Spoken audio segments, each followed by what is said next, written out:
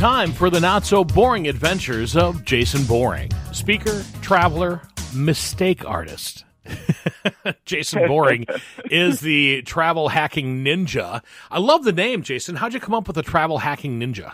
Well, it comes from the basis of ninjutsu, which is you basically do whatever you have to do to make it work. Now, is that what you do when you're traveling, is you do what you need to do in order to make it work? Exactly. And in lots of different ways, right? Like this really excellent story about a challenge put out to a ninjutsu dojo from the Canadian government about trying to invade one of their bases and infiltrate it.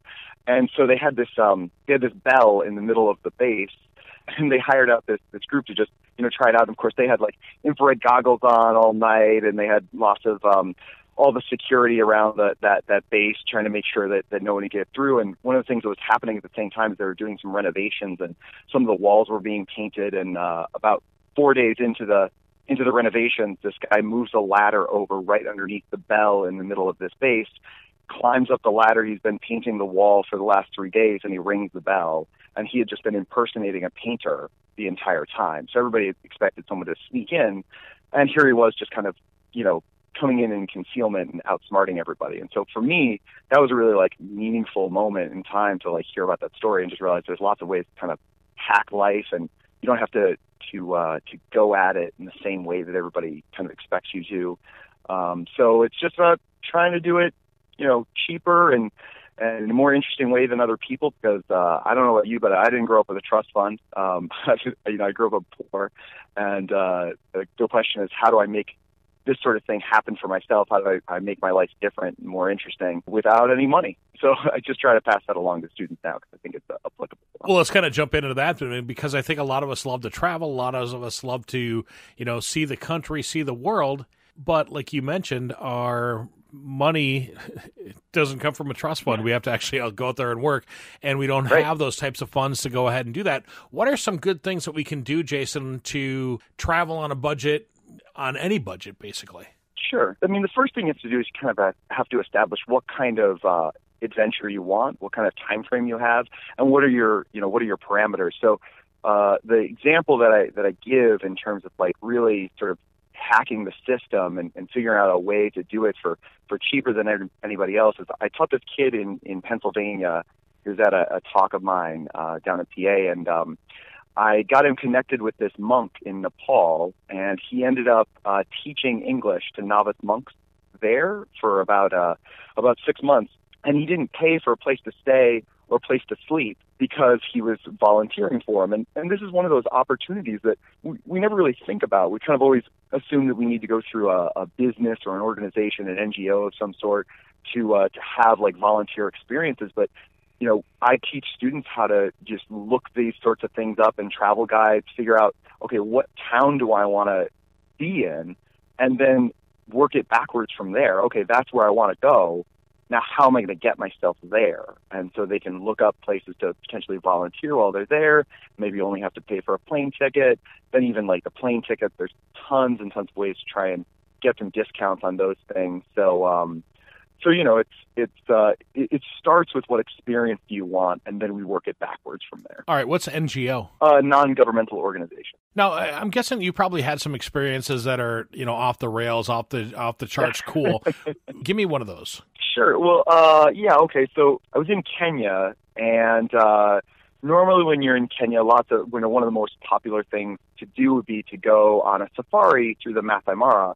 And most of the time when you go, what you'll do is you'll end up in one of these big buses where lots of tourists, or in Kenya they say Mzungu, would pop out of the top of their bus and kind of like look out of the top in relative safety and take some pictures out of the top of that big bus. But I couldn't afford that stuff, and the girl that I was traveling with at the time, we couldn't afford that. So we hired a taxi cab to take us through, and we had run into this Maasai guide while we were there and kind of hired him on the side. And so we ended up going into the Masai Mara that way, and while we're there, obviously the cab driver doesn't really know kind of the right way to approach a lot of the animals, and so we ended up pulling up next to this pride of lions,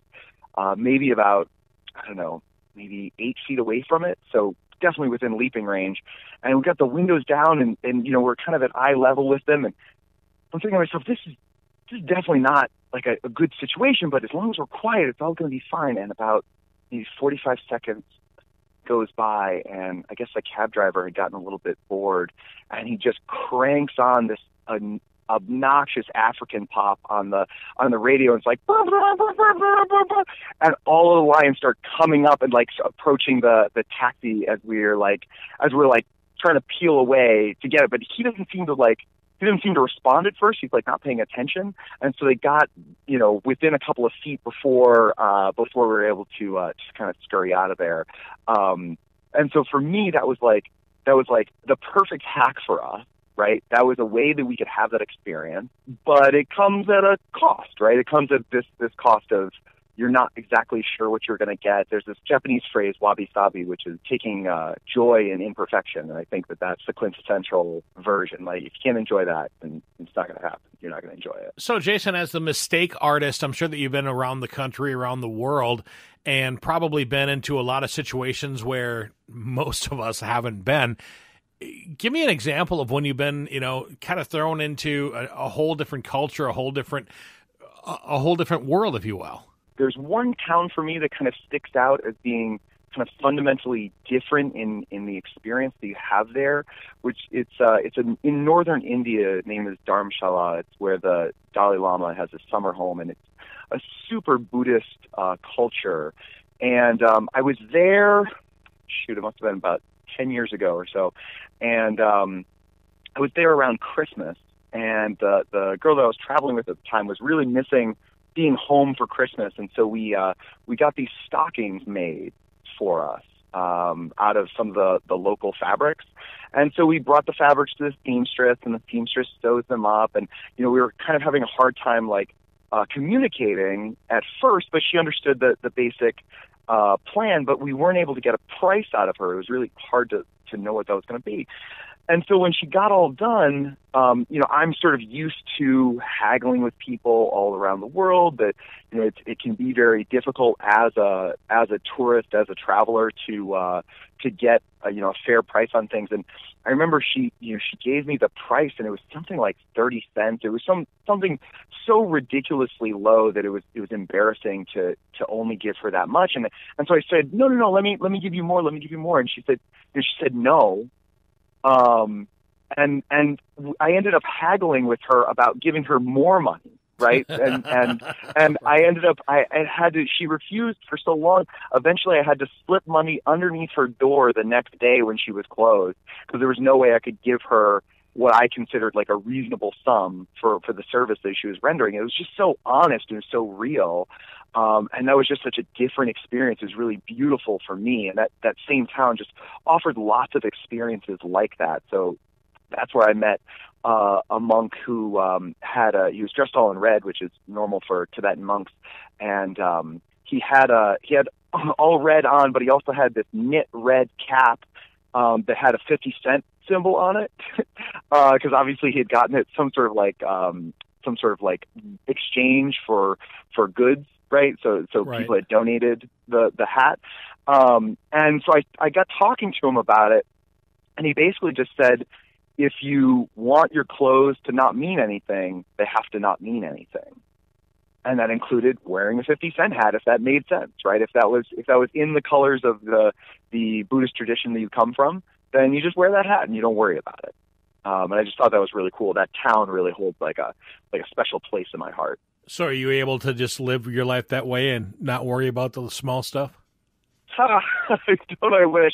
I am constantly cursed with discursive thought, with constant need for improvement and all those things. I certainly wish that I had that in me. I think that takes a lifetime of dedication, but I'm trying.